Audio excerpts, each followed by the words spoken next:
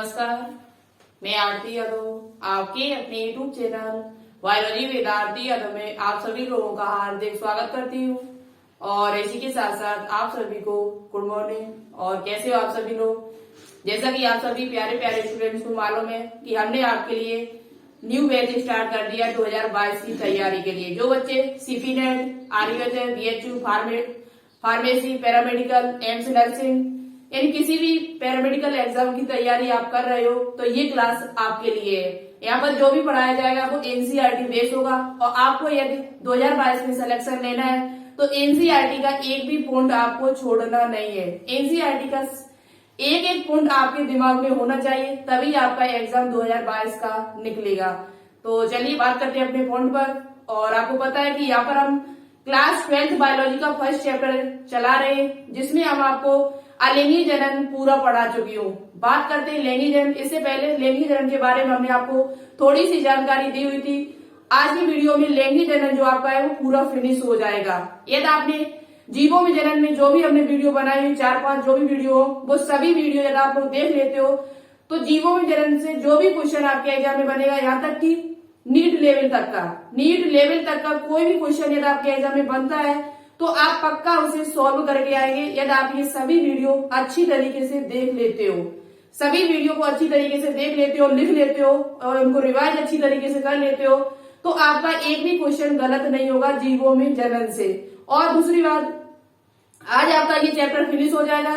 Comment box में comment करके बताना कि इसका लाइव टेस्ट कब लेकर आए, आज शाम को 4 बजे या कल शाम 4 बजे। ज्यादा से ज्यादा कमेंट करके बताओगे तो उसी टाइम आपको ये लाइव टेस्ट मिल जाएगा। ठीक है, आज आपका ये चैप्टर फिनिश हो जाएगा पूरा। ज्यादा से ज्यादा कोशिश करिए, वीडियो लंबी होगी आज की, लेकिन आज आपका ये जीवों में जनन जो चैप्टर है वो फिनिश कर देंगे हम। तो चलिए फोन पे बात करते हैं। चैनल पर न्यू हो तो प्लीज चैनल को सब्सक्राइब करने के साथ साथ बेल आइकन को प्रेस ऑल पर क्लिक जरूर कर लेना और एक बार वीडियो को शेयर जरूर कर देना अपने जो भी फ्रेंड दोस्त आपके जो भी तैयारी कर रहे हो उनको, ठीक है, जिससे उनको भी पता चल सके। तो देखो लैंगिक जनन क्या होता है, किसे कहते हैं, लैंगिक जनन के बारे में हम पिछली वाली वीडियो में आपको बता चुकी हूँ। यहाँ पर सिर्फ बात करेंगे आज लैंगिक जनन की घटनाएं, लेकिन उससे पहले हम पिछली वीडियो में लैंगिक जनन वाले जो टॉपिक हमने वीडियो पीछे डाली हुई थी उसमें 1-2 पॉइंट छूट गए थे हमारे, वो 2 पॉइंट क्लियर कर देते। उसके बाद लैंगिक जनन की घटनाएं स्टार्ट करेंगे। ठीक है, इवेंट्स इन सेक्सुअल रिप्रोडक्शन। तो देखो यहाँ पर एक पॉइंट छूट गया था कि उभयलिंगाश्राई के हमने आपको उदाहरण नहीं बताए हुए थे। वहीं पर नोट कर लेना इस उदाहरण को। उभयलिंगाश्राई में हमारा आता है नारियल। उभयलिंगाश्राई का मतलब क्या होता है, जिसमें नर और मादा एक ही में हो। नर और मादा, ऐसे प्राणी या ऐसे जीवधारी जिसमें नर और मादा एक ही में उपस्थित होते हैं उन्हें द्विलिंगी या उभयलिंगाश्राई कहते हैं। उभयलिंगी या क्या कहते हैं, द्विलिंगी कह सकते हो। एक ही बात है, हर्माफ्रोडाइट या बाइसेक्सुअल कह दो, मोनोसियस कह दो या हर्माफ्रोडाइट कह दो। तो इनमें हमारे प्राणी आते जोंक है, केचुआ है, टैपवर्म है, स्पंज है। लेकिन वहां पर कल हमने आपको उभयलिंगाश्राई यानी उभयलिंगाश्राई जो शब्द है ये पादपों के लिए प्रयोग किया जाता है। हमने पिछली वीडियो में आपको बताया हुआ था कि जो श्राई शब्द है ये पादपों के लिए प्रयोग किया जाता है। किसके लिए? पादपों के लिए। तो उभयलिंगाश्राई में हमारा नारियल आता है, कोकोनट, तारा प्लांट है वो आता है, कुकुरबिटा आता है। ये सभी आपके उभयलिंगाश्राई के मोस्ट इम्पोर्टेंट उदाहरण है जो आपकी एनसीईआरटी बुक में दिए हुए थे, जो हमने उस दिन आपको नहीं बताए हुए थे। एक उदाहरण और आपका है यहाँ पर एक लिंगी में हमारा हमने आपको बताया था मनुष्य में नर और मादा अलग अलग होते हैं, आपको पता है। चीता, कुत्ता है, लेकिन वहां पर तिलचट्टा छूट गया था। क्या छूट गया था? तिलचट्टा यानी कॉकरोच, जो आपकी एनसीईआरटी में दिया हुआ है, वहां पर हमने बताया नहीं था। तो आज यहाँ पर नोट डाउन कर लेना, तिलचट्टा जो होता है वो आपका कैसा होता है, कॉकरोच जो आपका होता है वो एक लिंगी होता है। कैसा प्राणी है? एक लिंगी। इसमें नर और मादा अलग अलग होते हैं। एक लिंगी का मतलब क्या होता है? जिसमें नर और मादा अलग अलग होते हैं। तिलचट्टा आपको पता है जिसे कॉकरोच कहते हैं। ये संघ आर्थ्रोपोडा के अंतर्गत आता है, आपने 11th में पढ़ा होगा। कौन से फाइलम के अंतर्गत आता है? तो फाइलम आर्थ्रोपोडा के अंतर्गत ये आता है, जो जंतु जगत का सबसे बड़ा फाइलम है। पूछा जाए आपसे जंतु जगत का सबसे बड़ा फाइलम क्या है तो जंतु जगत का सबसे बड़ा फाइलम जो आपका है वो आर्थ्रोपोडा है। तो चलिए अब बात कर लेते हैं अपने पॉइंट पर। आज यहाँ पर हम ये चैप्टर फिनिश कर देंगे और इसके बाद पूरे चैप्टर का लाइव टेस्ट लेकर आएंगे। उसमें जो क्वेश्चन होंगे वो हिंदी और इंग्लिश दोनों भाषाओं में होंगे। क्वेश्चन जो होंगे वो हिंदी इंग्लिश दोनों भाषाओं में होंगे, जिससे इंग्लिश वाले जो स्टूडेंट्स हैं उनको भी लाभ मिल सके। और ज्यादा से ज्यादा वीडियो को शेयर करना, कमेंट बॉक्स में बताना। उसी दिन ये लाइव टेस्ट हम लेकर आओगे, ठीक है। जब तक आप पढ़ोगे नहीं तब तक लेकर किसके लिए आएंगे ये आपको पता होगा। तो देखते हैं लैंगिक जनन की घटनाएं, ठीक है। लैंगिक जनन की घटनाएं, तो देखो लैंगिक जनन की घटनाएं क्या है। लैंगिक जनन की घटना वेरी इंपोर्टेंट है। यहाँ से आपके एग्जाम में कई क्वेश्चंस बनते हैं, कई क्वेश्चंस यहाँ से आपके एग्जाम के लिए बनते हैं, चाहे आप किसी भी एग्जाम की तैयारी कर रहे हैं, यानी कि नीट तक की भी। लैंगिक जनन की घटना यानी कि इसे इंग्लिश में कहा जाता है इवेंट्स इन सेक्सुअल रिप्रोडक्शन, ठीक है, शॉर्ट में लिख दिया। अब देखो यहाँ पर लैंगिक जनन की घटनाएं को इसे हमने 3 अवस्थाओं में बांट दिया समझने के लिए। कितनी अवस्थाओं में इसे बांट दिया? 3 अवस्थाओं में। कौन कौन सी? देखो लैंगिक जनन की घटनाओं को 3 अवस्थाओं में हमने बांट दिया है। कितनी अवस्थाओं में? 3। सबसे पहले क्या होगा? देखो निषेचन, आपको पता है निषेचन होता है, फर्टिलाइजेशन की क्रिया होती है। लैंगिक जनन जब कोई प्राणी कर रहा है, जीव कर रहा है, तो वो निषेचन जरूर करेगा। लैंगिक जनन का मतलब आपको पता होगा, नर और मादा जो लैंगिक जनन होता है वो 2 जनकों के द्वारा संपन्न होगा, नर और मादा। मेल एंड फीमेल जब तक नहीं होगी तब तक लैंगिक जनन जो आपका होगा वो नहीं होगा। इसमें 2 गैमीट का फ्यूजन होता है। लैंगिक जनन जो होता है उसमें 2 गैमीट्स का फ्यूजन होता है, गैमीट्स ऑफ फ्यूजन यानी 2 युग्मकों का संलयन जब तक नहीं होगा तब तक लैंगिक जनन की जो प्रक्रिया है वो आपकी संपन्न नहीं होगी, ठीक है। तो लैंगिक जनन की जो घटना है वो 3 अवस्थाओं में बांटी गई, यानी निषेचन। और निषेचन से पहले क्या होता है? निषेचन पूर्व घटना। एक होती है निषेचन पूर्व घटना जिसे कहा जाता है प्री फर्टिलाइजेशन। क्या कहा जाता है? Pre fertilization events. निषेचन पूर्व घटना इवेंट, ठीक है, इवेंट। निषेचन पूर्व घटना एक आपकी है निषेचन, जिसे फर्टिलाइजेशन कह सकते हैं। क्या कहते हैं? फर्टिलाइजेशन। और एक आपकी होती है उसके निषेचन के बाद होती है निषेचन पश्च घटना। क्या होती है? निषेचन पश्च घटनाएं। निषेचन पश्च घटना जिसे कहते हैं पोस्ट फर्टिलाइजेशन, ठीक है, इवेंट्स। समझ में आए? यानी कि लैंगिक जनन की जो घटना है उसे हमने 3 अवस्थाओं में बांट दिया। सबसे पहले निषेचन पूर्व घटना, यानी निषेचन से पहले क्या होता है? निषेचन जब हो जाए तो उसके बाद क्या होता है? निषेचन से पहले क्या होता है? निषेचन से यानी फर्टिलाइजेशन से पहले क्या होता है? कौन कौन सी घटनाएं घटती है? और निषेचन के बाद कौन सी घटनाएं घटती है? निषेचन के बाद जो घटनाएं घटेगी मानव में उनको क्या कहेंगे? निषेचन पश्च घटना। और जो निषेचन से पहले घटेगी, निषेचन से पहले जो क्रियाएं होंगी उसे क्या कहेंगे? निषेचन पूर्व घटना। पूर्व मतलब पहले, बिफोर। अब बात करते हैं कि यहाँ पर निषेचन पूर्व घटना को 2 भागों में बांटा गया है। निषेचन पूर्व घटना को 2 भागों में बांटा गया है। कौन कौन सी? तो सबसे पहले यहाँ पर क्या होगा? युग्मक जनन होगा। बिना युग्मक के निषेचन तो होगा नहीं। जब तक युग्मक नहीं बनेंगे तब तक निषेचन की क्रिया संपन्न नहीं होगी। तो सबसे पहले क्या होगा? युग्मक जनन यानी कि गैमीटोजेनेसिस। इसे इंग्लिश में कहा जाता है गैमीटोजेनेसिस, ठीक है। क्या कहा जाता है? गैमीटोजेनेसिस,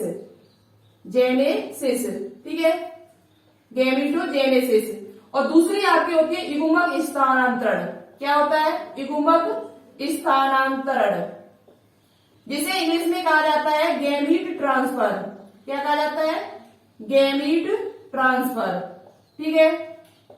मतलब सबसे पहले युग्मक जनन होगा, यानी युग्मकों का निर्माण होगा। युग्मक जनन का मतलब होता है युग्मकों का निर्माण होना। जहां पर भी जनन शब्द लग जाए, जनन शब्द कहीं भी यूज हो जाता है तो वहां पर मतलब होता है उसका क्या, निर्माण हो रहा है, वहां पर किसी या किसी चीज का क्या हो रहा है, निर्माण हो रहा है। तो इगुमकों के निर्माण की क्रिया को क्या कहेंगे, इगुमक जनन कहेंगे। क्या कहेंगे, इगुमक जनन। और इगुमक जब जनन हो जाएंगे तो उनका क्या होगा, स्थानांतरण होगा। क्या होगा, उनका स्थान ट्रांसफर होंगे वो। और ट्रांसफर होने के बाद वो दोनों युग्मक जो होंगे, नर और मादा युग्मक जो होंगे, वो आपस में मिलेंगे। युग्मक का संलयन होगा। युग्मक जब संलयन हो जाएगा तो निषेचन की क्रिया संपन्न हो जाएगी। और निषेचन क्रिया जब आपकी हो जाएगी तो युग्मनज बन जाएगा। और युग्मनज जब बन जाएगा तो युग्मनज के बाद फिर उसमें विकास होगा, भ्रूण का निर्माण होगा, भ्रूण के बाद शिशु का निर्माण होगा, जिसे हम कहते हैं निषेचन पश्च घटना। तो एक छोटा सा हमने आपको बिल्कुल छोटी मतलब कम शब्दों में हमने आपको ये चीज समझा दी है कि सबसे पहले युग्मक जनन होगा, फिर उनका स्थानांतरण होगा, फिर निषेचन की क्रिया होगी, दोनों युग्मक आपस में मिलेंगे और मिलने के बाद भ्रूण का जायगोट बनेगा। क्या बनेगा, जायगोट। क्या बनता है, जायगोट आपको पता है, नर युग्मक ये, मादा युग्मक ये आपस में मिलेंगे तो क्या बनेगा, युग्मनज बनता है, जो दुगुणित होता है। कैसा होता है, दुगुणित। लेकिन यहाँ तक की बात, यहाँ तक मैंने इतना मतलब छोटे शब्दों में आपको समझा दिया, इससे काम चलने वाला नहीं है, इससे काम चलने वाला नहीं है, क्योंकि यहाँ से बहुत सारे क्वेश्चंस बनते हैं आपके। युग्मक कितने प्रकार के, कैसे किसमें युग्मक होते हैं, समयुग्मकी क्या होता है, विषमयुग्मकी किसमें पाया जाता है, ये क्वेश्चन आपसे पूछे जाएंगे। तो नर युग्मक और मादा युग्मक जब आपस में मिलेंगे तो किसका निर्माण होता है, युग्मनज का निर्माण होगा। और इस क्रिया को क्या कहते हैं, निषेचन। फिर युग्मनज के बाद क्या होगा, भ्रूण बनेगा। क्या होगा, भ्रूण बनेगा, एम्ब्रॉय। और भ्रूण के बाद किसका निर्माण होगा, शिशु का निर्माण होगा। किसका निर्माण होगा, शिशु का निर्माण, जो निषेचन पश्च घटना है। ठीक है, अब हम आपको समझाते हैं डिटेल में। अब हम आपको समझाते हैं डिटेल में क्या युग्मक होता है, युग्मक किसे कहते हैं, पूरा आपको बता दिया जाएगा। तो चलिए, पूर्व घटनाएं, निषेचन पूर्व घटना यानी प्री फर्टिलाइजेशन इवेंट्स। निषेचन पूर्व घटना को हमने यहाँ पर दो भागों में बांटा हुआ था, युग्मक जनन यानी गैमेटोजेनेसिस और युग्मक स्थानांतरण यानी कि गैमेटो ट्रांसफर। तो सबसे पहले क्या होगा, युग्मकों का निर्माण होगा। युग्मक जनन का मतलब क्या होता है, युग्मक जनन का मतलब होता है युग्मकों का निर्माण होना। युग्मकों का निर्माण होना यानी कि युग्मकों के निर्माण की जो प्रक्रिया है उसे ही युग्मक जनन कहा जाता है। एक एक पॉइंट आपको समझाते हुए चलेंगे, इतनी आसान भाषा में समझाएंगे कि शायद इससे पहले आपने कभी न पढ़ा हो, इससे पहले ऐसे कभी न पढ़ा हो, इतनी आसान भाषा में। और एक भी पॉइंट एनसीईआरटी का छोड़ेंगे नहीं, एक भी पॉइंट एनसीईआरटी का छोड़ेंगे नहीं। तो आप लोग अच्छी तरीके से पूरी वीडियो को देखा करो। जब तक आप पूरी वीडियो को नहीं देखोगे तब तक आपके कुछ समझ में आने वाला नहीं। ये तो आपको देखो एग्जाम निकालना है तो मेहनत करनी पड़ेगी, संघर्ष करना पड़ेगा, कठिनाई झेलनी पड़ेगी बहुत ज्यादा। तो ज्यादा से ज्यादा कोशिश करो पढ़ने की। ठीक है, ज्यादा से ज्यादा कोशिश पढ़ने कीजिएगा, अच्छे से पढ़िए, जिससे आपकी तैयारी और भी अच्छी हो सके और आपका एग्जाम है वो बहुत ही अच्छी तरीके से निकल सके 2022 में। तो वीडियो को कंप्लीट जरूर देखना। आज की वीडियो में आप बहुत कुछ सीखे जाओगे, वादा करती हूँ इस बात का। ठीक है, तो देखो युग्मक जनन का मतलब क्या होता है, युग्मकों का निर्माण होना। युग्मकों का निर्माण होने की जो प्रक्रिया है उसे ही हम क्या कहते हैं, युग्मक जनन कहते हैं। अब आपको पता है कि हमने आपको बताया था कि लैंगिक जनन जो है वो दो जनकों से संपन्न, यानी लैंगिक जनन में लैंगिक जनन है वो दो जनकों के बिना नहीं होगा। लैंगिक जनन जो है वो दो जनकों के बिना नहीं होगा, यानी कि लैंगिक जनन की प्रक्रिया में दो जनक की आवश्यकता पड़ती है, 2 पेरेंट्स की आवश्यकता पड़ती है। अब 2 पेरेंट अपने उसमें क्या बताया, 2 पेरेंट्स में एक नर होगा, एक मादा होगी, एक मेल होगा और एक फीमेल होगा। बताया था नहीं बताया था। तो युग्मक भी 2 प्रकार के होंगे। फिर युग्मक भी कितने प्रकार के होंगे, 2 प्रकार के, अलग अलग वो भी। तो युग्मक जो होते हैं वो आपके 2 प्रकार के होंगे। एक आपका होगा नर युग्मक, एक आपका क्या होगा, नर युग्मक होगा। ठीक है, नर युग्मक होगा आपका, यानी कि मेल गैमेट होगा। और दूसरा आपका जो होगा वो क्या होगा, मादा युग्मक होगा। ठीक है, इसे हम थोड़ा साफ करके सही से लिखें। ठीक है, इसे साफ करके थोड़ा सही से लिखें। युग्मक जो होते हैं वो आपके कितने प्रकार के होते हैं, 2 प्रकार के हो जाएंगे, क्योंकि लैंगिक जनन 2 से संपन्न होगा। तो एक आपका क्या होगा, नर युग्मक होगा।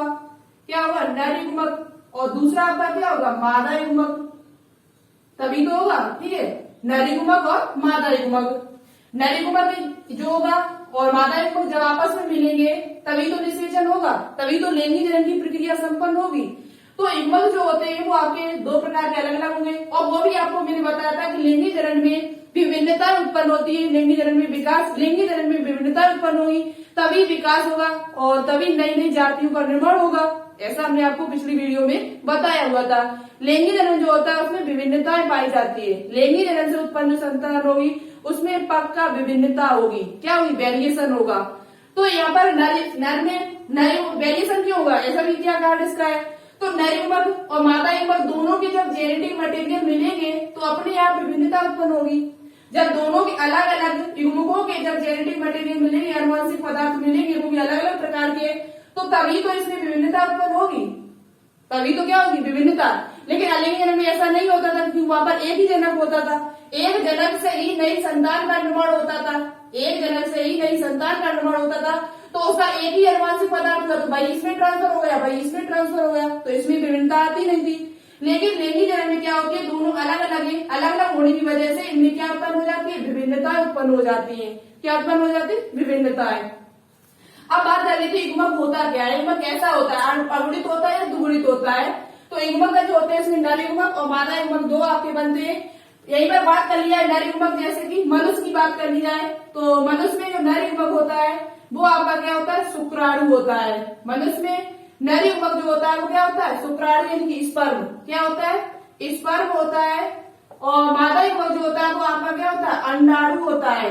क्या होता है? अंडाणु होता है, जिसे डिम भी कहते हैं। क्या कहते हैं? डिम। ये आपके एनसीईआरटी में ये शब्द दिया हुआ है, जिसे कहते हैं ओवम। क्या कहते हैं? ओवम कहा जाता है। शुक्राणु यानी कि जिसे पुंगड़ू भी कहा जाता है। क्या कहा जाता है? पुंगड़ू भी कहा जाता है। ये आपका एनसीईआरटी में शब्द दिया हुआ है, पुंगड़ू और डिम। तो नर युग्मक जो होते हैं वो दो प्रकार के होते हैं, नर युग्मक, मादा युग्मक, मेल गैमीट, फीमेल गैमीट। और नर युग्मक को मानव में शुक्राणु कहते हैं, जिसे पुंगड़ू यानी स्पर्म कहा जाता है। मादा युग्मक अंडाणु, जिसे डिम भी कहा जाता है, और इसे इंग्लिश में ओवम कहा जाता है। आपको पहले से पता होगा। अब बात करते हैं युग्मकों पर। ठीक है, आप बहुत ही इंपोर्टेंट पॉइंट है जो भी यहाँ पर हम बताएंगे। सबसे पहले बात करते हैं युग्मक जो है वो होता क्या है। युग्मक जो है वो आपका होता क्या, किसे कहते हैं युग्मक? गैमीट ट्रांसफर अभी हम आपको आगे बताएंगे गैमीट ट्रांसफर क्या होता है। जब तक युग्मक नहीं आप समझोगे तब तक गैमीट ट्रांसफर आपकी समझ में नहीं आएगा। युग्मक जनन, युग्मक जनन में युग्मक का निर्माण होता है। सबसे पहले हमने बात की थी युग्मक जो होते हैं वो क्या है। तो युग्मक पहली बात तो है कि एक प्रकार की कोशिका है, वो भी विशेष प्रकार की, एक स्पेशल कोशिका है, एक विशेष प्रकार की क्या है? कोशिका ही है हमारे शरीर की। ठीक है, एक विशेष प्रकार की कोशिका होती है। दूसरी बात, ये जो युग्मक जो होते हैं वो हमेशा अगुणित होते हैं। कैसे होते हैं? अगुणित होते हैं, कि हैप्लॉइड होते हैं। वेरी इंपोर्टेंट पॉइंट है, अगुणित होते हैं। कैसे होते हैं? अगुणित होते हैं।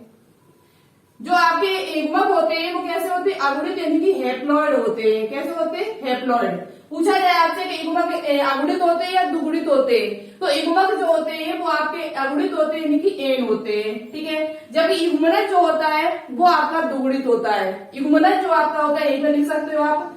युग्मनज जब बनेगा, युग्मक जब आपस में मिलेंगे तो युग्मनज बनता है। क्या बनता है? युग्मनज, यानी कि जायगोट का निर्माण होता है। और जायगोट जो होता है वो आपका दुगुणित होता है। कैसा होता है? डिप्लॉइड। कैसा होता है? दुगुणित। ठीक है, दुगुणित होता है, 2n होता है। पूछा जाता है, क्वेश्चन मोस्ट इंपोर्टेंट है कि युग्मक क्या है। तो युग्मक अगुणित है या दुगुणित है। तो युग्मक जो होता है वो अगुणित होता है, जबकि युग्मनज जो होता है, जायगोट जो जिसे कहते हैं, वो आपका दुगुणित होता है, डिप्लॉइड होता है। कैसा होता है? डिप्लॉइड। ठीक है, तो ये पॉइंट आप लोग याद कर लेना। अब बात करते हैं कि युग्मक जो होते हैं वो आपके दो प्रकार के होते हैं। युग्मक जो है वो आपके दो प्रकार के होते हैं, समयुग्मक और विषम युग्मक। समयुग्मकी और विषम युग्मकी। ठीक है, तो युग्मक जो होते हैं वो आपके कितने प्रकार के होते हैं? दो प्रकार के होते हैं। एक आपका समयुग्मक, समयुग्मक किसे कहते हैं अभी हम आपको बताएंगे, जिसे कहा जाता है इंग्लिश में आइसोगैमीट कह दो, या एक नाम और इसे दिया गया है आइसोगैमीट्स कह सकते हो। तो यहाँ पर लिख लीजिए आइसोगैमीट्स। क्या लिख लीजिए? आइसोगैमीट्स। आइसोगैमीट्स। और दूसरा आपका है विषम युग्मक। क्या होता है? विषम युग्मक। विषम युग्मक जिसे कह सकते हो हेट्रोगैमीट्स। क्या कह सकते हो? हेट्रोगैमीट्स। अब बात कर लेते हैं कि समयुग्मक होता क्या है। समयुग्मक है वो आपका क्या होता है। तो देखो, हमने जैसे यहाँ पर ये दो गोले बनाए, इस प्रकार के दो गोले बनाए। अब एक को जैसे हमने कह दिया ये 1 और ये 2, ठीक है, क्या आप इनको पहचान सकते हो कि कौन सा इसमें नर है, कौन सा इसमें मादा है? नहीं पहचान पाओगे। इसमें आप ये नहीं पहचान पाओगे कि ये कौन सा नर है इसमें से कौन सा मादा, लेकिन एक नर है एक मादा है, ये बात क्लियर है। एक इसमें नर है एक मादा, पर ये नहीं पहचान पाओगे कि इसमें कौन सा नर है कौन सा मादा। क्यों नहीं? क्योंकि इनका आकार है, आकार और आकृति जो है वो कैसी है, समान है। इनका आकार देखा जाए तो गोलाकार है, कैसा है, गोलाकार है। आकार इनका जो है वो कैसा है, गोलाकार है, और आकृति जो है वो भी इनकी समान है, सेम दिखाई दे रहे हैं। तो इसका मतलब ये हुआ कि इनकी आकार और जो आकृति है वो कैसी है, समान है। इनकी आकार और आकृति देखी जाए, साइज और शेप दोनों देखा जाए तो कैसा है, समान होता है। कैसा होता है, समान। तो ऐसे युग्मक जिनका आकार और आकृति बिल्कुल समान हो, ये जान पहचान पाओ आप कि इनमें से कौन सा नर है कौन सा मादा है। यदि आप ये पहचान नहीं पाते तो ऐसे युग्मकों को समयुग्मक कहा जाता है, और ऐसे मिलन को, ऐसे संलयन को समयुग्मकी यानी आइसोगेमी कहा जाता है। जब समयुग्मकों का संलयन होता है, मिलन होता है, फ्यूजन होता है, तो ऐसे युग्मकों को समयुग्मकी संलयन कहा जाता है। क्या कहा जाता है? ऐसे संलयन को क्या कहा जाता है, समयुग्मकी संलयन कहा जाता है। या फिर पूछा जाए कि समयुग्मकी का जब मिलन होता है, संलयन होता है, तो उसे क्या कहा जाता है? तो समयुग्मकी का संलयन होता है तो उसे समयुग्मकी संलयन कहा जाता है, आइसोगेमी कहा जाता है। इंग्लिश में कह सकते हो आइसोगेमी। क्या कह सकते हो? आइसोगेमी, ठीक है। समयुग्मकों के संलयन को क्या कहा जाता है? आइसोगेमी कहा जाता है। आपसे पूछा जाए तो आप बता सकते हो, ठीक है। समयुग्मकों के संलयन को क्या कहा जाता है? तो आइसोगेमी कहा जाता है, समयुग्मकी संलयन कहा जाता है। जब इनका आपस में मिलन होगा, क्या होगा? मिलन होगा। तो समयुग्मक किसे कहते हैं? ऐसे युग्मक जिनका आकार और आकृति दोनों समान होते हैं, तो इसे समयुग्मकी कहा जाता है। और दूसरी बात, ये ऐसा पाया किसने गया, देखा किसने गया कि जिनके नर और मादा, तो एक यहाँ पर नर है आपका और दूसरा आपका क्या है, मादा है। इनका उदाहरण बहुत इंपॉर्टेंट है जिसे आपको याद करना है। एग्जाम्पल एक है क्लेमाइडोमोनास, हम इसके बारे में पहले से भी बता चुकी हूँ। क्लेमाइडोमोनास, क्लेमाइडोमोनास एक प्रकार का हरा शैवाल है, एक कोशिकी। कैसा शैवाल है? एक कोशिकी हरा शैवाल है, जिसमें युग्मक जब देखे गए तो युग्मक जो थे इसमें वो समयुग्मकी थे। नर और मादा जो युग्मक थे वो कैसे थे आपके? समयुग्मक थे, यानी कि दोनों समान थे। तो इसका उदाहरण याद कर लेना कि समयुग्मकी का उदाहरण यदि आपसे पूछा जाए आइसोगेमिक्स का, तो आप बता देना क्लेमाइडोमोनास। क्या होता है? क्लेमाइडोमोनास, जिसका फिगर लगभग इस प्रकार से होता है, हमने आपको बताया हुआ था इस प्रकार से, ठीक है। इसका जो युग्मक है वो कैसा है? समान होता है, नर युग्मक और मादा युग्मक, ठीक है। जब युग्मक एक दूसरे के समान दिखाई देते हैं तो उसे क्या कहा जाता है? समयुग्मक कहा जाता है। अब बात करते हैं विषम युग्मक, या किसकी बात करते हैं? विषम युग्मक की बात करते हैं। विषम युग्मक बहुत ही सरल है जिसे समझना। अब विषम का मतलब क्या होता है? हेट्रोगेमिट्स कह दो या ऊगेमिट्स कह दो, इसे ऊगेमिट्स भी कहा जाता है। विषम युग्मकों का जब संलयन होगा, जो विषम युग्मक होंगे वो कैसे होंगे? असमान होंगे। विषम माने क्या होता है? जो समान ना हो, जिनकी आकार आकृति कैसी ना हो, समान ना हो। तो एक जैसे मानव की बात कर ली जाए, किसकी बात कर ली जाए? विषम युग्मक का जो सबसे अच्छा उदाहरण है वो आपका मानव है। क्या है? मानव। तो विषम युग्मक जो होता है वो आपका जैसे ये जो आपका है ये मादा युग्मक है, और आपने देखा होगा जो नर युग्मक होता है वो कुछ इस प्रकार से होता है। तो इसमें देखो इसकी आकार आकृति कैसी है? अलग अलग है। आकार जो आकृति है वो कैसी है? अलग अलग है। ये नर है, सॉरी ये आपका मादा है, और ये आपका नर युग्मक है। ये क्या है आपका? नर युग्मक। तो इनमें देखो जिसकी आकार और आकृति समान न हो, ऐसे युग्मकों को विषम युग्मक कहा जाता है। जैसे कि आपका उदाहरण याद कर लेना, मानव। क्या हो जाएगा? मानव। मनुष्य जो होता है उनके नर युग्मक जो युग्मक होते हैं वो असमान होते हैं, मादा युग्मक की आकृति अलग होती है, नर युग्मक जो होता है उसकी आकार आकृति अलग होती है। तो ये ऐसे युग्मकों को क्या कहा जाता है? विषम युग्मक कहा जाता है। और इसके संलयन को क्या कहा जाता है? तो विषम युग्मकी संलयन कहा जाता है। इसके संलयन को क्या कहा जाता है? फ्यूजन को क्या कहा जाता है? तो विषम युग्मकी संलयन कहा जाता है, जिसे इंग्लिश में ऊगेमी कहते हैं। क्या कहते हैं? ऊगेमी कह सकते हैं, ठीक है। तो ये बात आपको समझ में आ गई होगी कि युग्मक दो प्रकार के होते हैं, समयुग्मक और विषम युग्मक। समयुग्मक में आकार आकृति समान होती है, जैसे कि क्लेमाइडोमोनास, और कुछ शैवाल भी है जो विषम युग्मक ही होते हैं। कुछ शैवाल भी आपके जो क्लेमाइडोमोनास की जाति के, तो ये भी कुछ ऐसे होते हैं जिनकी जो आकृति होती है वो समान नहीं होती है, इनकी विषम युग्मक होते हैं। उसमें से आप मानव को याद कर सकते हो। एक उदाहरण और याद कर सकते हो, इसमें से असम इसका क्लियमाइट्रोमोनास आपको याद होना चाहिए, ठीक है। तो यहाँ पर इसे यहीं पर फिनिश करते हैं। अब बात करते हैं आगे।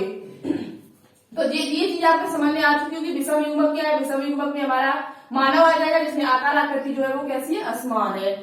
तो युग्मक क्या है? एक विशेष प्रकार की कोशिका है जो अगुणित होती है। कैसी होती है? अगुणित।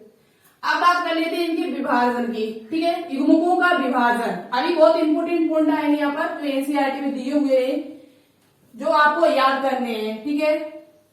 आपसे पूछा जाए समयुग्मकी का उदाहरण, विषम युग्मकी का उदाहरण, तो आप बता सकते हो अब आसानी से, ठीक है। अब बात करते हैं कि युग्मक संरचना के दौरान कोशिका का विभाजन। युग्मक संरचना के दौरान कोशिका का विभाजन किस प्रकार से होता है? युग्मक संरचना के दौरान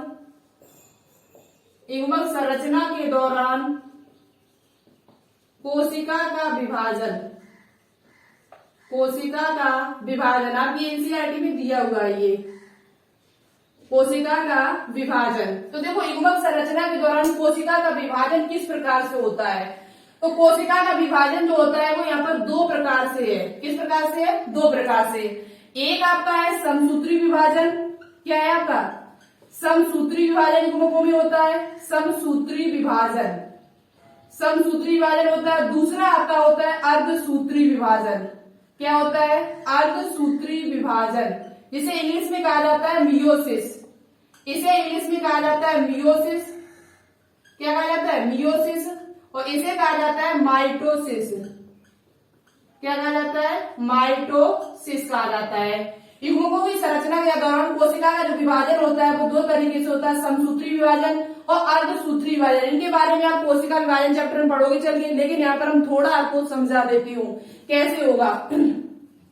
समसूत्री जो विभाजन होता है उसमें कोई परिवर्तन नहीं होता है। जैसे एक आपका जैसे एन है, अब युग्मक मतलब युग्मक होता है वो अगुणित होता है, और इसमें जो विभाजन के पश्चात जो नए युग्मक जो कोशिका विभाजन होगा जब इसमें, तो जैसा यहाँ पर है सेम टू सेम वही पोजीशन यहाँ पर होगी, ठीक है। माना कि यहाँ पर 46 गुणसूत्र है, वैसे मनुष्य का तो दुगुणित होता है, यहाँ पर 40 गुणसूत्र है, तो 46 ही यहाँ पर होंगे और 46 ही आपके यहाँ पर होंगे, यानी कि कोशिका का विभाजन जो होगा वो समान होगा। कैसा होगा? समान। थोड़ा वेट कर।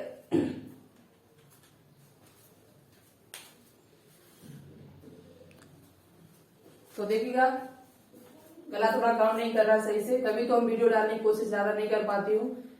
सुबह सुबह सही से आवाज में पता नहीं क्या प्रॉब्लम है, जो आवाज सही से नहीं निकलती है, और लगभग 25-30 मिनट जो हम बात करते हैं तो गले में प्रॉब्लम हो जाती है। उसके लिए सो सॉरी। तो हम कोशिश करेंगे कि इस टॉपिक को खत्म करा के ही छोड़े, क्योंकि यदि आज छोड़ देंगे आधा तो फिर कल मुझे डालना पड़ेगा। तो धीरे धीरे करके हम आपको ये पूरा ही आज करा दें, उसके बाद हम फिर नेक्स्ट टॉपिक को स्टार्ट करेंगे, नेक्स्ट चैप्टर को स्टार्ट करेंगे, क्योंकि ज्यादा टाइम आपके पास नहीं है, ठीक है। कोशिश तो हमारी यही रहती है कि डेली आपको वीडियो दी जाए, और यही हम करेंगे कि अब आपको डेली वीडियो दी जाए। एक दो न दे पाए तो एक वीडियो तो आपको मिले ही, ठीक है। पर यही प्रॉब्लम हो जाती है गले की वजह से हम ज्यादा काम नहीं कर पा रही हूँ अच्छी तरीके से। तो देखो हमने यहाँ पर हम आपको समझा रहे थे कि युग्मक की संरचना के दौरान कोशिका विभाजन दो प्रकार का होता है, एक समसूत्री विभाजन होता है, अर्धसूत्री विभाजन, यानी कि माइटोसिस, एक मियोसिस। तो समसूत्री विभाजन में क्या होता है? समान, यानी कि जैसा नर है, जैसे जो अलिंगीकरण करने वाले जो प्राणी थे उन सभी में समसूत्री विभाजन था, ठीक है। कैसा विभाजन था? समसूत्री। तो जैसे हमने यहाँ पर अभी बात की थी कि ये अगुणित होते हैं। कैसे होते हैं? अगुणित होते हैं। जितने जो समसूत्री विभाजन जिसमें भी होगा वो अगुणित जनक होंगे। कैसे होंगे? अगुणित वाले, हैप्लॉइड होंगे।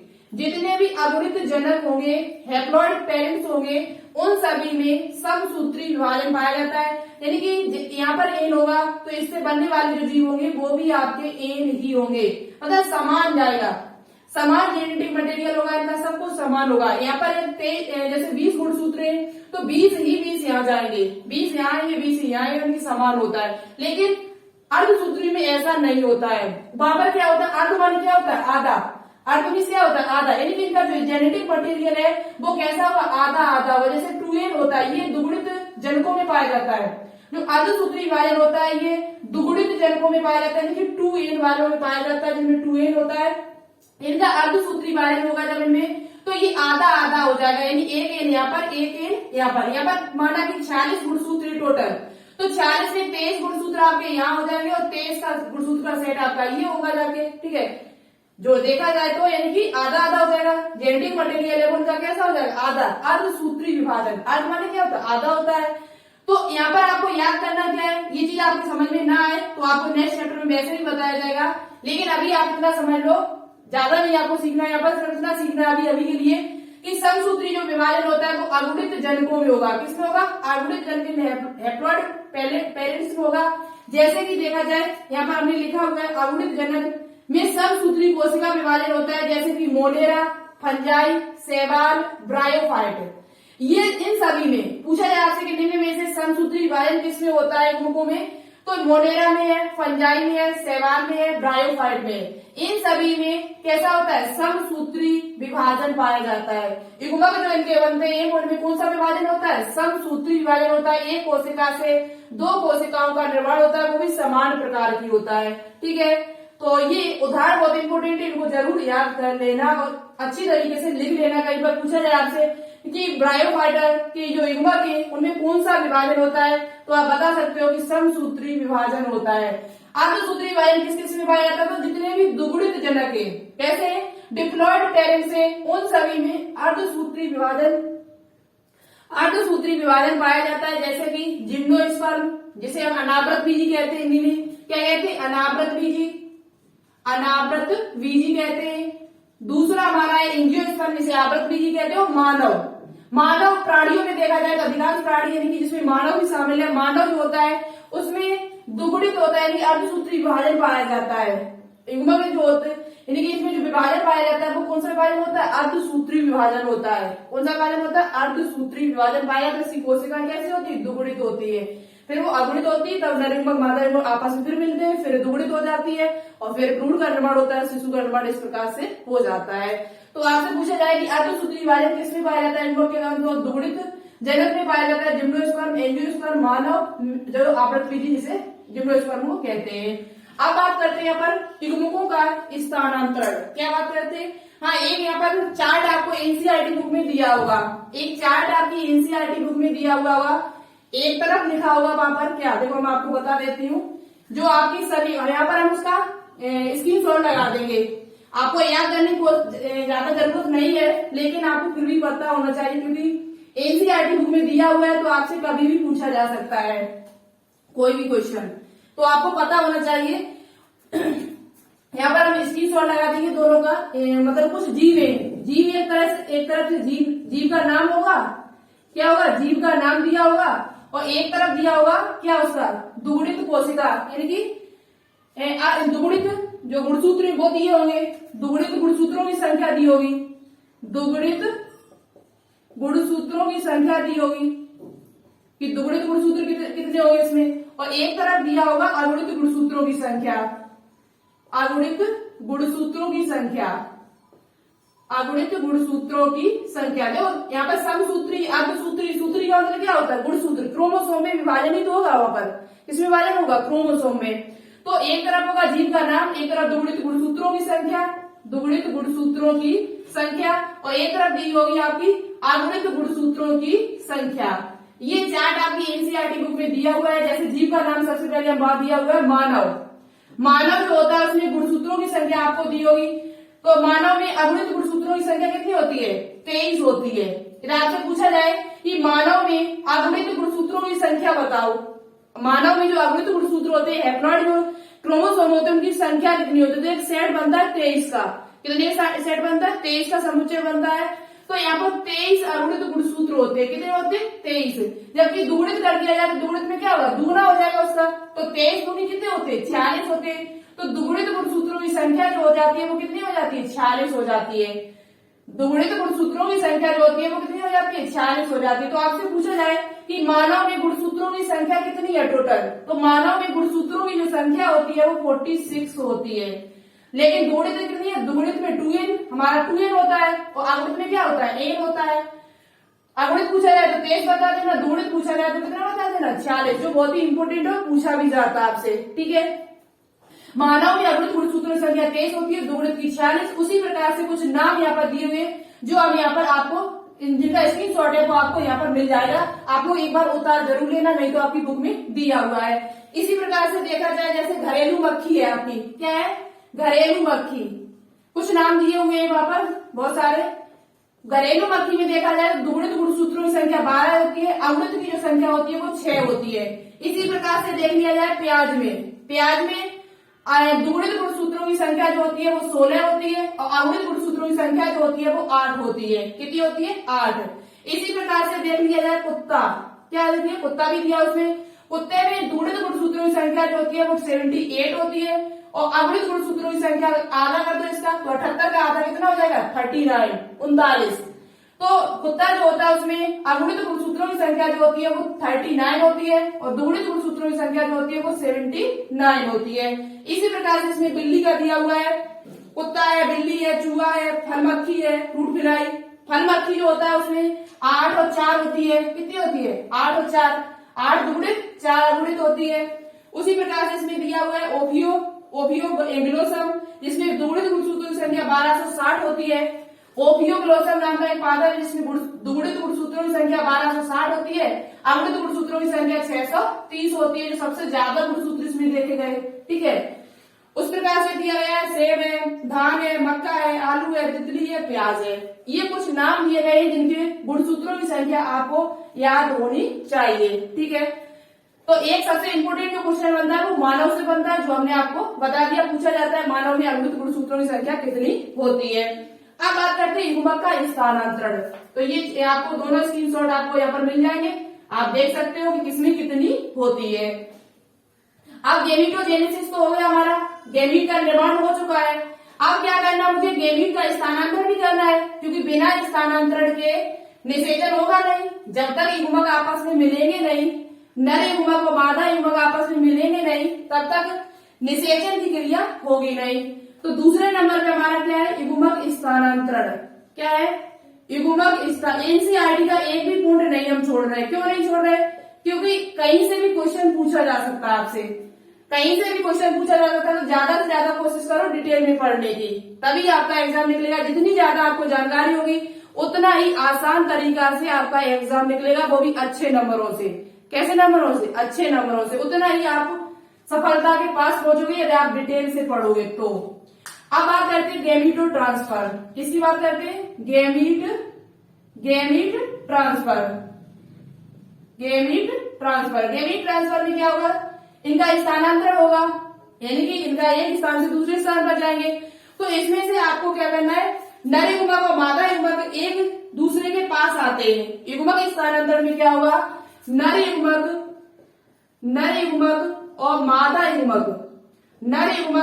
मादा युग्मक जो होते हैं वो एक दूसरे के पास आते हैं। एक दूसरे के कैसे होंगे? एक दूसरे के पास, यानी कि निकट आते हैं।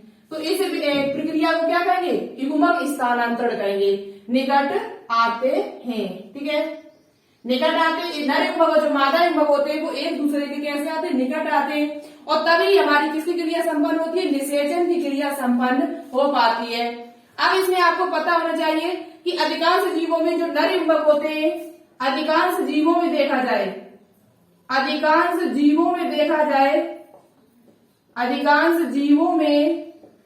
नर युग्मक जो होते हैं वो आपके चलनशील होते हैं। जैसे कि मानव में नर युग्मक जो होता है वो चलनशील होता है, जबकि मादा युग्मक जो होता है वो अचल होता है, नॉन मोटाइल होता है। जबकि नर युग्मक जो होता है वो मोटाइल, यानी कि चल के जाता है मादा के पास। ठीक है, आपको पता है पहले से ही।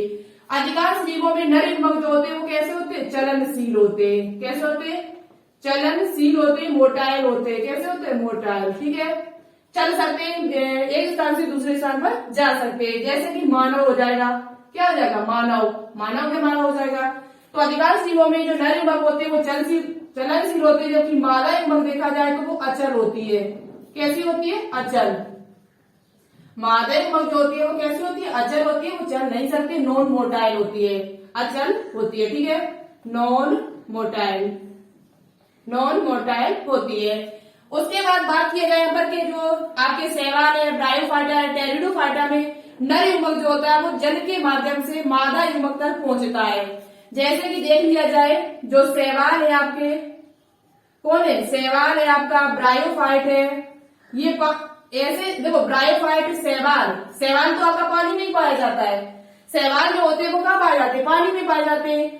और ब्रायोफाइट और टेरिडोफाइट है, ये ऐसे हैं जो आपके उभयचर कहलाते हैं। क्या कहलाते हैं, उभयचर, जो पानी में भी पाए जाते हैं, मतलब जल में भी होते हैं, और कहां पर पाए जाते हैं, स्थल में भी पाए जाते हैं। जहाँ नमी होती है, नमी वाली जगह में तुम देखो, जैसे समुद्र का किनारा है तो वहां पर नमी भी होगी, पानी भी भरा है, उसके बाद थोड़ा स्थल भी है, तो ये जो होते हैं वो उभयचर कहलाते हैं। पादप जगत का उभयचर, अगर आपसे पूछा जाए कि पादप जगत का उभयचर किसे कहा जाता है, तो अधिकांश नाम जो मिलेगा आपको वो ब्रायोफाइट का मिलेगा, कभी कभार टेरिडोफाइट भी देखने को मिलता है। तो जी ये दोनों जो होते हैं वो जल और थल दोनों में पाए जाते हैं, इसलिए इनको क्या कहा जाता है, उभयचर कहा जाता है। क्या कहा जाता है, उभयचर। तो शैवाल, ब्रायोफाइट, टेरिडोफाइट में जो नर युग्मक होता है वो जल के माध्यम से पहुंचता है, क्योंकि ये जल में पाए जाते हैं, तो किसके माध्यम से जाएगा, जल के माध्यम से जाएगा। नर युग्मक जो होता है वो जल के माध्यम से जाता है, किसके माध्यम से, जल के माध्यम से पहुंचता है। ठीक है, तो ये पूछा जाए आपसे कि शैवाल में नर युग्मक जो होता है वो किसके माध्यम से जाता है, तो जल के माध्यम से जाता है। किसके माध्यम से पहुंचता है, जल के माध्यम से मादा युग्मक के पास पहुंचता है, मादा युग्मक के पास पहुंचता है। ठीक है, ये बात आपके समझ में आ चुकी होगी, आई होप।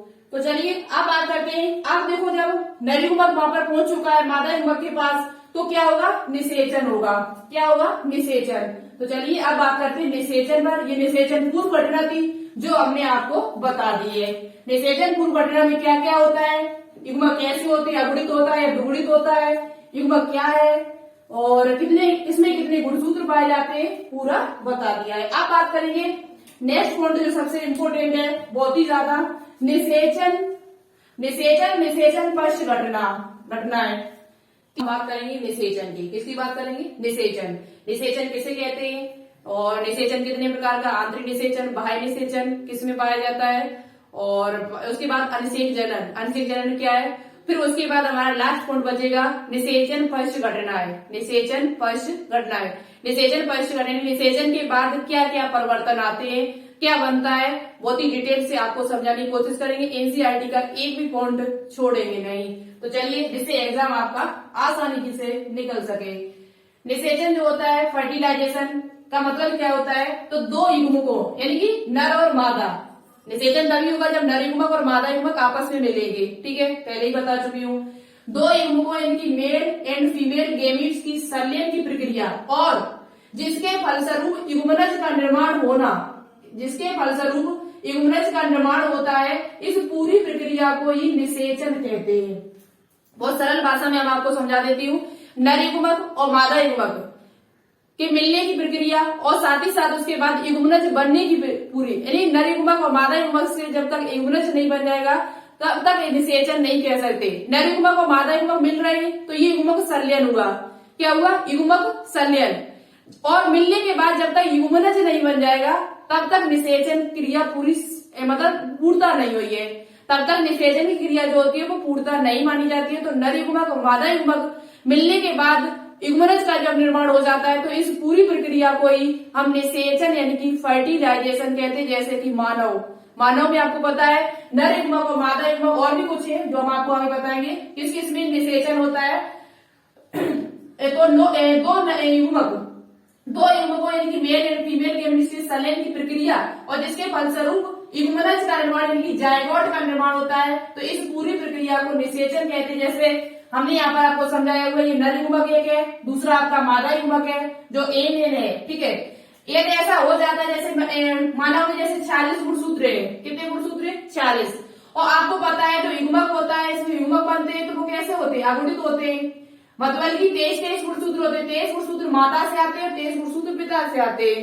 यार 40 गुणसूत्र पूरे आ जाते हैं तो 40 माता से 40 पिता से, तो ऐसे तो 40 और 40 कितने हो जाएंगे, 40 और 40 हमारे बहुत ज्यादा हो जाएंगे। ये कितने हो जाएंगे, 40 और 40 जोड़ा जाए तो ये टोटल हमारे कितने बहुत, यानी कि इतना तो 6 6 12 8 92 हो जाएंगे। ऐसा होता नहीं है। आपको पता है कि युग्मक जो होते हैं वो कैसे होते हैं, अगुणित होते हैं। 23 गुणसूत्र पिता से और 23 गुणसूत्र किससे आएंगे, माता से आएंगे। तो 23 और 23 तभी हमारे कितने होते हैं टोटल जाके 46 गुणसूत्र होते हैं। तभी आपके कितने होते हैं 46 होते हैं। 23 यहाँ से आएंगे, 23 गुणसूत्र यहाँ से आते हैं, अगुणित होता है युग्मक, आपको पता है। और जब ये दोनों आपस में मिलते हैं तो निषेचन की क्रिया यानी यूमरस का निर्माण हो जाता है, जो आपका कैसा होता है 2n होता है। कैसा होता है 2 यानी कि जायगोट जो होता है वो दुगुणित होता है। जायगोट जो आपका होता है वो कैसा होता है, दुगुणित होता है। और यूमरस का निर्माण हो जाएगा तो इस पूरी प्रक्रिया को क्या कहते हैं, निषेचन कहते हैं। क्या कहते हैं, निषेचन कहते हैं। यदि 46 गुणसूत्र दोनों से आ जाए, यदि समसूत्री विभाजन से प्रक्रिया जैसे देखा जाए तो फिर यहाँ तो कितने हो जाएंगे 92 गुणसूत्र हो जाएंगे, तो बहुत ज्यादा हो जाएंगे। ऐसा नहीं होता है। पर तो ये चीज आपको समझ में आ रही होगी निषेचन किसे कहते हैं। निषेचन का मतलब है कि दो युग्मकों का संलयन। उसके बाद बात करते हैं कि अनिषेक जनन। कुछ जीव ऐसे भी होते हैं जिनमें निषेचन के बिना ही, मतलब युग्मकों के नहीं मिले, युग्मकों का संलयन नहीं होता और फिर भी नए जीव का निर्माण हो जाता है। कुछ ऐसे जीवधारी है, कुछ ऐसे प्राणी है जिन्हें क्या कहते हैं, अनिषेक जनन का मतलब है पार्थिनोजेनेसिस, यानी कि बिना निषेचन के मादा युग्मक से नए जीव का निर्माण होना। बिना निषेचन के, मतलब निषेचन नहीं होगा, युग्मक का मिलन नहीं होगा, संलयन नहीं होगा। बिना निषेचन के मादा युग्मक से, किससे, मादा युग्मक यानी कि मेल गेमिट से ही नए जीव का निर्माण होना ही क्या कहलाता है, अनिषेक जनन कहलाता है। जैसे मधुमक्खियों में, रोटीफर्स में, टर्की यानी पक्षी में, पक्षी जो होता है उसमें अनिषेक जनन पाया जाता है। कौन सा, टर्की नाम का, एक टर्की नाम का पक्षी है जिसमें क्या पाया जाता है, तो उसमें अनिषेक जनन पाया जाता है, जो बिना निषेचन के ही नए जीव का निर्माण कर देता है। बिना निषेचन के ही मादा युग्मक से नए जीव का निर्माण यदि हो जाए तो उसे हम क्या कहते हैं, अनिषेक जनन कहते हैं। मोस्ट इंपोर्टेंट उदाहरण पूछा जाता है कि मधुमक्खी में कौन सा जनन पाया जाता है, मधुमक्खी में किस प्रकार का जनन है, तो अनिषेक जनन पाया जाता है। कौन सा जनन पाया जाता है, अनिषेक जनन। ठीक है, याद हो जाएगा आपको। अब बात करेंगे इसके बाद हम किसकी, निषेचन कितने प्रकार का होता है। निषेचन जो होता है वो आपका 2 प्रकार का होता है। निषेचन आपको समझ में आ गया होगा, नर युग्मक और मादा युग्मक के मिलने की क्रिया। ठीक है, अब देखो निषेचन जो होता है वो 2 प्रकार का होता है, बाह्य निषेचन और आंतरिक निषेचन। बाह्य निषेचन और आंतरिक निषेचन। निषेचन जो होता है वो कितने प्रकार का होता है, 2 प्रकार से होता है। निषेचन जो है वो 2 प्रकार से देखा गया हमारे जिस संसार में, प्राणियों में। एक आपका है बाह्य निषेचन, बाह्य निषेचन, एक्सटर्नल जिसे कहते हैं, क्या कहते हैं, एक्सटर्नल, एक्सटर्नल फर्टिलाइजेशन। ठीक है, शॉर्ट में लिख रहे हैं हम यहाँ पर फर्टिलाइजेशन। और एक होता है आंतरिक निषेचन। कौन सा होता है, आंतरिक निषेचन। आंतरिक निषेचन यानी कि इंटरनल फर्टिलाइजेशन, इंटरनल फर्टिलाइजेशन। ठीक है, इंटरनल फर्टिलाइजेशन। अब बात करते हैं कि बाह्य निषेचन क्या होता है। तो कुछ ऐसे प्राणी है, कुछ ऐसे जीवधारी है जिसमें बाहरी निषेचन होता है, और वो बाहरी निषेचन क्या होगा, जल में आके। बाहरी जो निषेचन होगा वो कहां पर होगा, जल में आके, यानी इनका निषेचन की जो क्रिया है, फर्टिलाइजेशन क्रिया है, वो जल के माध्यम से जल में होगी आके। तो ऐसे निषेचन को कहते हैं हम बाह्य निषेचन। ऐसा निषेचन जिसमें क्रिया, निषेचन की क्रिया जो वो शरीर के बाहर होती हो। ऐसे जीवधारी जिसमें निषेचन की क्रिया है वो शरीर के बाहर जब होती है तो उसे हम कहते हैं बाह्य निषेचन। और इसमें क्या होता है, जब शरीर के अंदर होती हो, जैसे मानव में निषेचन की क्रिया जो होती है वो शरीर के अंदर होती है, फैलोपियन नलिका में। मानव में जो निषेचन होता है, आंतरिक निषेचन पाया जाता है। पहली बात, मानव है आपका, मानव जो होता है उसमें आंतरिक निषेचन पाया जाता है, और ये निषेचन जो आपका होता है वो फैलोपियन नलिका में होता है, अंडवाहिनी नलिका में। आपसे पूछा भी जाए, आप बताएंगे भी चल के जब मानव जन्म पढ़ाएंगे, यहाँ पर भी बता देते हैं कि मानव में जो निषेचन क्रिया होती है वो आंतरिक निषेचन पाया जाता है। और दूसरी बात, ये फैलोपियन नलिका में होता है। कहाँ होता है, फैलोपियन नलिका में। मानव के बाद कुछ और, जैसे आपका जिम्नोस्पर्म है, एंजियोस्पर्म है। मानव के बाद आप याद कर सकते हो कुछ उच्च श्रेणी के, जैसे सरीसृप है, पक्षी है, स्तनधारी है, पादप में देखा जाए तो ब्रायोफाइट है। तो यहाँ पर हम पहले आपको आंतरिक निषेचन, चलो बाह्य निषेचन पहले बताते, उसके बाद आंतरिक निषेचन के उदाहरण बता देते। बाह्य निषेचन का मतलब आप समझ सकते हो जो शरीर से बाहर हो। किसके बाहर हो? शरीर के बाहर, यानी कि जब शरीर के बाहर जल में युग्मक का संलयन होता है तो उसे बाह्य निषेचन कहते हैं। जब शरीर के बाहर युग्मक का संलयन हो, किसका संलयन हो? युग्मक का संलयन होना, तो युग्मक का ही संलयन। निषेचन क्या होगा? जब युग्मक का संलयन होगा तभी तो निषेचन होगा। लेकिन उसमें भी इसे देखा जाए तो बाह्य निषेचन जो होता है वो शरीर के बाहर युग्मक का जब संलयन होता है, शरीर के बाहर जब युग्मक का संलयन होता है तो उसे हम बाह्य निषेचन कहते हैं। जैसे कि ये देखा गया मेढक आपका उभयचर प्राणी में मेढक है आपका, और मेढक के साथ साथ कुछ और है, जैसे आपका शैवाल है। क्या है? शैवाल होते हैं। शैवाल जो होते हैं इनमें भी बाह्य निषेचन पाया जाता है। शैवाल आपको पता है पानी में पाए जाते हैं। पानी में पाए जाने वाले जीवों में अधिकांश बाह्य निषेचन ही पाया जाता है हमारे हिसाब से।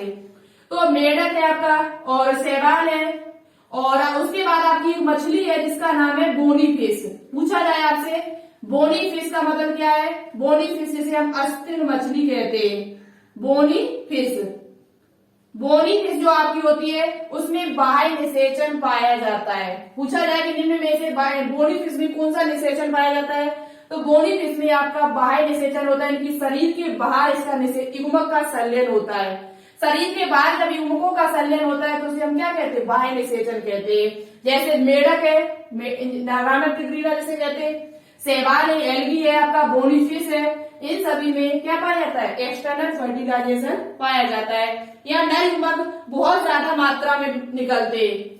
जो बाह्य निषेचन होता है उसमें क्या होता है? नर युग्मक जो होते हैं वो बहुत ज्यादा मात्रा में निकलते हैं, और इन्हें बहुत ही जोखिम भरी इनका निषेचन है। इनका जो बाह्य निषेचन है बहुत ही जोखिम भरा है, बहुत ही कठिनाई से, क्योंकि होता तो जल्द है लेकिन इसमें बहुत ही जोखिम से उनको निकलना पड़ता है, गुजरते हैं, और काफी कठिनाइयों के साथ ही अपना निषेचन कर पाते हैं। यदि बाहर कोई जीवधारी है तो उसे भी वो बर्बाद कर देगा, यानी पानी में बर्बाद होने की संभावना ज्यादा है। तो ये ज्यादा से ज्यादा नर युग्मक को छोड़ते हैं। जो नर होते हैं, जो मेल इसमें होते हैं, वो नर युग्मकों को बहुत ज्यादा छोड़ते हैं।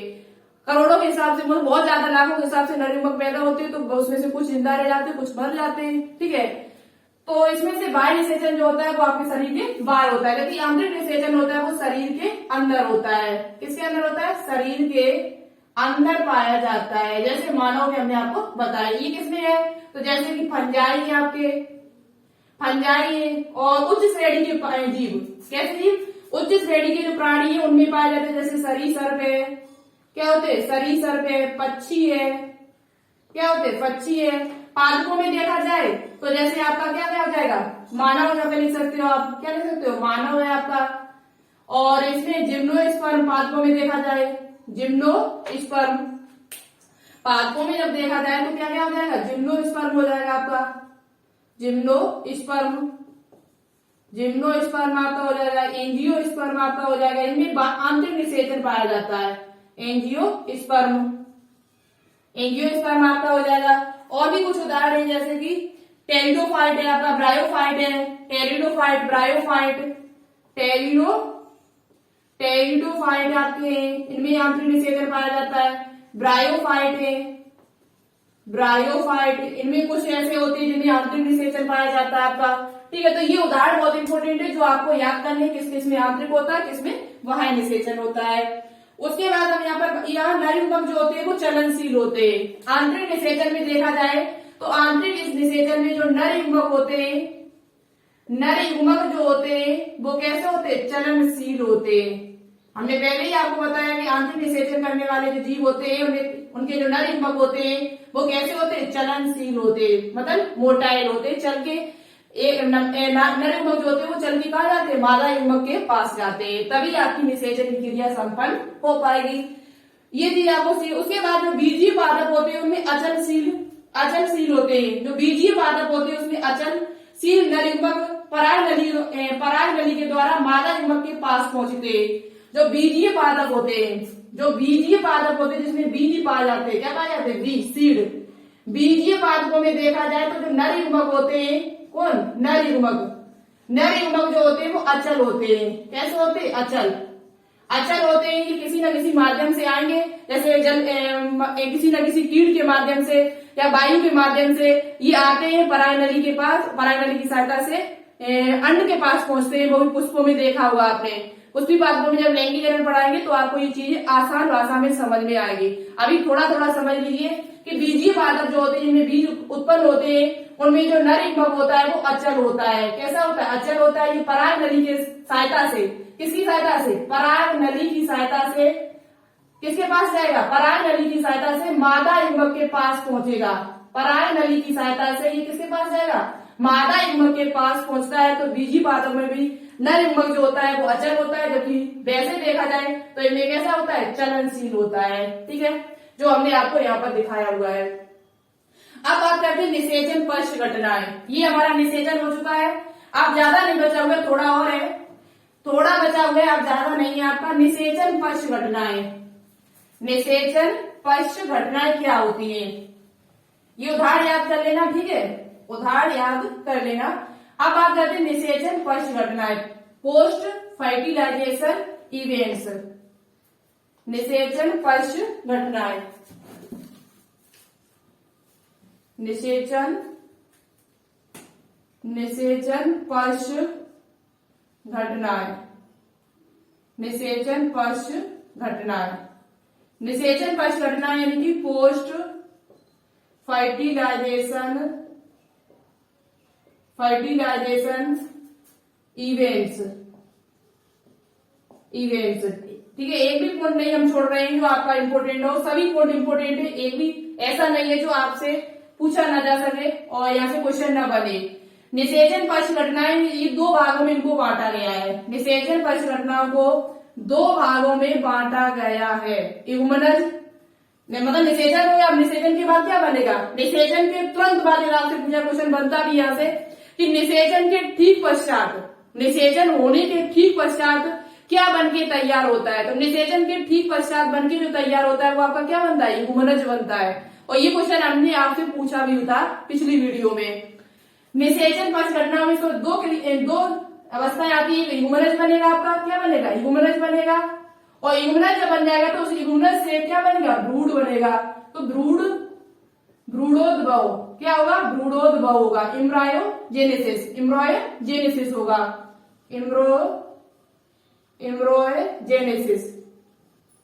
इम्ब्रायोजेनेसिस होगा, यानी भ्रूण का निर्माण होगा। अब देखो यहाँ पर एक पॉइंट बहुत ही इंपोर्टेंट है जो आपसे पूछा जा सकता है, जो एनसीईआरटी बुक में स्पष्ट तरीके से लिखा हुआ है। पॉइंट क्या लिखा हुआ है? एक पॉइंट ये लिखा हुआ है कि जो युग्मनज होता है इसे एक नाम दिया गया है युग्मनज को। युग्मनज जो आपका होता है ये एक पीढ़ी से दूसरी पीढ़ी के जीव के बीच की कड़ी इसे माना जाता है। यह पॉइंट लिख लीजिए जो हम यहाँ पर लिख रहे हैं आपके लिए। युग्मनज को एक पीढ़ी से दूसरी पीढ़ी के, एक पीढ़ी से दूसरी पीढ़ी के बीज की कड़ी माना जाता है। महत्वपूर्ण कड़ी, वो भी बीज की कड़ी माना जाता है। ये क्वेश्चन आपसे पूछा जा सकता है, एनसीईआरटी बुक में दिया हुआ है, नहीं तो आप खोल के देख लेना। ठीक है, पॉइंट दिया हुआ है कि युग्मनज क्या है, युग्मनज को क्या कहा जा सकता है पूछा जाए तो युग्मनज को जैसे युग्लिना होता है, युग्लिना को पादप और जंतु के बीच की कड़ी कहा जाता है। उसी प्रकार से देखा जाए तो युग्मनज को एक पीढ़ी से दूसरी पीढ़ी के बीच की कड़ी कहा जाता है। क्यों कहा जाता है? जैसे ये युग्मक है और युग्मक के बाद ये क्या बनेगा? युग्मनज बनेगा। युग्मनज से क्या बनेगा? भ्रूण बनेगा, शिशु बनेगा। तो युग्मनज जब तक युग्मनज नहीं बन जाएगा तब तक भ्रूण बनेगा क्या? नहीं बनेगा। तब तक शिशु बनेगा? नहीं बनेगा। तो एक पीढ़ी से दूसरी पीढ़ी में जब बनेगी तो मेन जो इसमें बीच का जो मेन है हिस्सा, मेन जो चीज मानी गई है वो क्या मानी गई? युग्मनज मानी गई। क्या माना गया? युग्मनज माना गया है। एक पीढ़ी से दूसरी पीढ़ी में बनने के लिए मेन जो सबसे इम्पोर्टेंट है वो आपका युग्मनज ही है। इसलिए युग्मनज को एक पीढ़ी से दूसरी पीढ़ी के बीच की कड़ी माना जाता है। क्या माना जाता है? कड़ी माना जाता है, कनेक्टिव लिंक माना जाता है। ठीक है, आपके समझ में आ गया होगा। तो अब बात करते हैं इसमें आगे। अब देखो इसमें आपको कुछ पॉइंट याद करने, जैसे भ्रूणोद्भव की बात कर लिया है। इसका मतलब क्या होता है? तो भ्रूणोद्भव का मतलब है भ्रूण का विकास होना, भ्रूण का निर्माण होना। ठीक है, जब भ्रूण का निर्माण हो तो उसे हम उस प्रक्रिया को क्या कहते हैं? भ्रूणोद्भव कहते हैं। युग्मनज से जब भ्रूण का निर्माण होता है, किससे? युग्मनज से जब भ्रूण का निर्माण होता है तो इस प्रक्रिया को भ्रूणोद्भव कहा जाता है, एम्ब्रियोजेनेसिस कहा जाता है। तो भ्रूण का निर्माण होना, किसका निर्माण होना? भ्रूण का निर्माण होना। आप देखो यहाँ पर एक चीज आपको याद करनी है, युग्मनज को देखा जाए तो युग्मनज जब देखा गया तो युग्मनज का जो विकास है वो शरीर के बाहर भी होता है और अंदर भी होता है। शरीर के बाहर भी होता है और अंदर भी होता है। शरीर के बाहर जिनमें होता है उन्हें अंड प्रजक कहा जाता है। यह पॉइंट बहुत इंपोर्टेंट है जो आपसे पूछा जा सकता है। ये पॉइंट ले लेना, ये एनसीईआरटी बुक का दिया हुआ है। एक पीढ़ी से दूसरी पीढ़ी के बीच की कड़ी किसे कहा जाता है? तो युग्मनज को कहा जाता है। आप देखो युग्मनज को जब देखा गया, कुछ ऐसे प्राणी है जिनमें शरीर के बाहर इसका निर्माण हो रहा है, विकास हो रहा है भ्रूण का, और कुछ ऐसे हैं जिनमें शरीर के अंदर हो रहा है। कुछ प्राणियों में युग्मनज का जो विकास है वो मादा शरीर के भीतर भी होता है और कुछ ऐसे होते हैं जिसमें शरीर के बाहर भी होता है। तो इसके आधार पर इसे दो भागों में बांटा गया है। कितने भागों में बांट दिया? दो भागों में। एक होते हैं अंड प्रजक, और एक आपका होता है सजीव प्रजक। क्या होता है? सजीव प्रजक। ठीक है, एक आपका होता है सजीव प्रजक। अंड प्रजक का मतलब है ओविपेरस। क्या होता है? ओविपेरस। ठीक है, अंड प्रजक का मतलब क्या होता है? ओविपेरस। और सजीव प्रजक का मतलब होता है विविपेरस। क्या होता है? विविपेरस। अंड प्रजक का मतलब क्या होता है? ऐसे जीवधारी जो अंडे को जन्म देते हो। वो भी अंडा, देखो अंडा जो होता है वो शरीर से बाहर निकल आता है, शरीर से बाहर निकल वो कैल्शियम युक्त एक कवच में बंद होता है और धीरे धीरे निषेचित अंडा जो होता है, अंडा जो होता है वो कैसा होता है? निषेचित होता है। नर युग्मक और मादा युग्मक उसमें दोनों मिले होते हैं और दोनों मिलने के बाद वो निषेचित अंडा जो होता है वो शरीर से बाहर निकल आता है। उसी से उसमें भ्रूण का निर्माण होता है। भ्रूण के बाद एक नए जीव का निर्माण हो जाता है। तो किससे हुआ? बाहरी तो हुआ शरीर से। किससे हुआ? शरीर के बाहर। तो ऐसे को कहते हैं हम अंड प्रजक, अंडे देने वाले। जितने भी अंडे देने वाले जो जीव होते हैं उन्हें क्या कहा जाता है? अंड प्रजक कहा जाता है। जैसे कि पक्षी हो जाएगा आपका, क्या है? पक्षी जो अंडे देते हैं आपके। ठीक है, और यहाँ पर सरीसृप है, पक्षी है, सरीसृप जितने भी आपके होते हैं वो सभी अंड प्रजक कहे जाते हैं। और पक्षी वो सब कैसे होते हैं? अंड प्रजक होते हैं। इनके युग्मनज का जो निर्माण होता है, युग्मनज यानी कि इनका भ्रूण का जो निर्माण होता है वो शरीर के बाहर होता है आके। उसके बाद सजीव प्रजक क्या होते हैं? तो जैसे कि सजीव प्रजक का मतलब है जिनका निर्माण शरीर के अंदर हो। शिशु का निर्माण जो है, बच्चे का जो निर्माण हो वो किसके अंदर हो? शरीर के अंदर होता हो, शरीर के अंदर होता हो। तो ऐसे प्राणियों को हम सजीव प्रजक कहते हैं, यानी कि विविपेरस कहते हैं। जैसे कि आपका हो जाएगा मानव। क्या हो जाएगा? मानव हो जाएगा। ठीक है, जैसे कि आपका क्या हो जाएगा? मानव हो जाएगा। मादा जीव के शरीर में मादा जीव के शरीर के अंदर, शरीर के भीतर युग्मनज का विकास होता है। युग्मनज विकसित होकर नए शिशु का निर्माण करता है शरीर के अंदर, तो उसे कहा जाता है सजीव प्रजक। और बाहर करता है तो उसे कहा जाता है अंड प्रजक। जितने भी अंडे देने वाले जीव होते हैं वो अधिकांश अंड प्रजक कहलाते हैं। ये चीज आपको आगे चलकर भी पढ़ने को मिलेगी। दूसरी बात, पुष्पीय पादपों में देखा जाए तो युग्मनज का निर्माण होता है वो कहाँ पर होता है? यदि आपसे पूछा जाए कि पुष्पीय पादपों में युग्मनज का निर्माण कहाँ होता है, पुष्पीय पादपों की जब बात करेंगे तो मैंने जीवों की बात की। अभी किसकी बात की? जीवों की। अब यहीं पर हम बात कर ले पुष्पीय पादपों की। तो पुष्पीय पादपों में देखा जाए, पुष्पीय पादपों में देखा जाए जो युग्मनज, पुष्पीय पादपों में युग्मनज का निर्माण कहाँ होता है? वैसे युग्मनज पुष्पीय पादपों में बनते, नरयुग्मक मादा युग्मक मिलेंगे नहीं। तो पुष्पीय पादपों में जो युग्मनज होता है, जायगोट होता है, उसका निर्माण जो होता है वो बीजांड के अंदर। किसके अंदर? ओव्यूल। बीजांड के अंदर भ्रूण कोश में होता है। बीजांड के अंदर किसमें होता है? भ्रूण कोश में। एम्ब्रॉय सेक जिसे कहा जाता है। किसे कहा जाता है? मार्कर भी चलना बंद हो गया, स्याही खत्म हो गई, बाद में बस थोड़ा रह गया है तो समझा दें तभी हम। भ्रूण कोश यानी कि एम्ब्रॉय सेक में होता है। ठीक है, एम्ब्रॉय सेक, भ्रूण कोश इसे कहते हैं। यानी कि पूछा जाए कि पुष्पीय पादपों में युग्मनज का निर्माण कहाँ होता है, तो बीजांड के अंदर भ्रूण कोश में होता है। इसमें कुछ परिवर्तन भी निषेचन के बाद पादपों में देखा जाए, पुष्पीय पादपों में निषेचन के बाद कुछ परिवर्तन भी उत्पन्न होते हैं। निषेचन के बाद कुछ परिवर्तन भी आते हैं। वो परिवर्तन क्या है? तो जैसे आपने देखा होगा अंडाशय जो होता है वो किसमें बदल जाता है? फल में बदल जाता है। ये याद कर लेना। और जो आपका अंडाशय भित्ति होती है, अंडाशय जो भित्ति होती है जिसे फल सुरक्षित रहता है, वो आपका फल भित्ति में बदल जाता है। किसमें बदल जाता है? फल भित्ति में। ये सब दिया हुआ है एनसीईआरटी में, इसलिए हम पढ़ा रहे इस चैप्टर में, नहीं तो ये चीज आपको आगे मिलेगी चल के। अभी नेक्स्ट चैप्टर में आपको ये दोबारा से सब देखने को मिलेगा। तो हमें भी यहाँ पर थोड़ा बता देते हैं कि पुष्पी पादपों में निषेचन के बाद अंडाशय जो होता है वो फल में बदल जाता है, अंडाशय भित्ति जो होती है वो फल भित्ति बदल जाती है, और बीजांड जो होता है वो बीज में बदल जाता है। बीजांड जो होता है वो आपका किसमें बदल जाता है? बीज में बदल जाता है। बीजांड बीज में बदलता है, अंडाशय फल में, अंडाशय भित्ति फल भित्ति में। अंडाशय भित्ति जो होती है वो फल भित्ति पेरिकार्प जिसे कहा जाता है। क्या कहा जाता है? पेरिकार्प।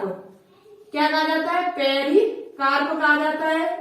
पेरिकार्प में बदल जाता है और जो फल की सुरक्षा देने में कार्य करता है। जो फल भित्ति होती है वो फल को सुरक्षित बनाए रखने में सहायक होती है। फल भित्ति जो होती है वो फल को कैसे बनाती है? सुरक्षित बनाने में सहायक होती है। तो यहीं पर आपका चैप्टर हुआ फिनिश, और मैं यहीं पर आपके चैप्टर फिनिश, यहीं तक था आपका चैप्टर ये। और आशा करती हूँ आपसे ऐसी कि ये चैप्टर आपको अच्छी तरीके से समझ में आया होगा।